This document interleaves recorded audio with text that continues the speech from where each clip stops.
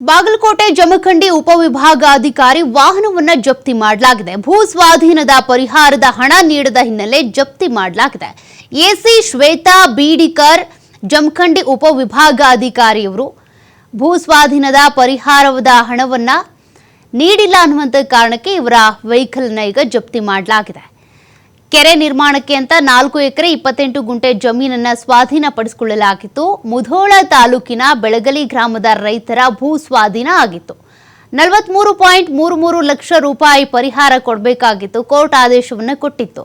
ಜಮಖಂಡಿ ಹಿರಿಯ ದಿವಾಣಿ ನ್ಯಾಯಾಲಯ ಆದೇಶವನ್ನು ಹೊರಡಿಸಿತ್ತು. ಕೋರ್ಟ್ ಆದೇಶದ ಬಳಿಕವೂ ಅಧಿಕಾರಿಗಳು ಪರಿಹಾರ ನೀಡಿಲ್ಲ.